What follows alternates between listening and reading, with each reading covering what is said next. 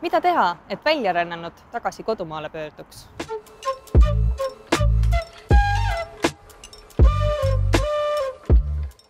Paljudes riikides, sealhulgas Eestis, on väljaränne toonud kaasa soovimatu rahvastiku kahanemise ja töökäte puuduse. Kui riik ei taha soosida sisserännet, äkki saaks panustada hoopis võõrsil viibijate tagasipöördumisele. Teeme tagasipöördumisprogrammi või agentuuri ja toome näiteks eestlased võõrsilt koju. Paraku on paljude riikide kogemus näidanud, et kampaania korras tagasipöördumisprogrammid ei tööta. Selleks, et inimene rännata tahaks, on poliitikast märksa olulisemad ikka need tõmbe- ja tõuketegurid. Ehk kuidas läheb mõlemas riigis majandusel ning millist elukvaliteeti ta endale kummaski riigis lubada saab. Niisiis, ainult kutse peale keegi tagasi ei tule.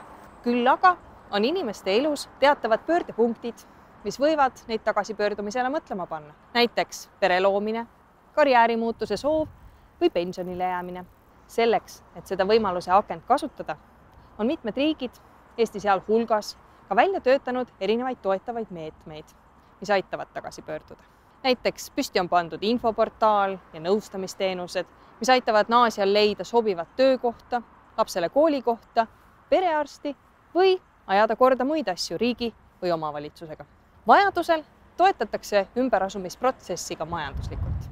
Tõsi, ainult riiklikust teenusest piisata ei pruugi. Väga oluline on ka ühiskondlik suhtumine tagasipöördujatesse. Kui neil on väga raske siseneda suletud ja võrgustunud tööturule ja hoopis teistsugusesse töökultuuri või satuvad näiteks nende lapsed raskustesse kooliprogrammis, kus teised on 4 aastat kauem juba vene keelt õppinud, ei ole harvad ka juhtumid, kus kolitakse tagasi võõrsile.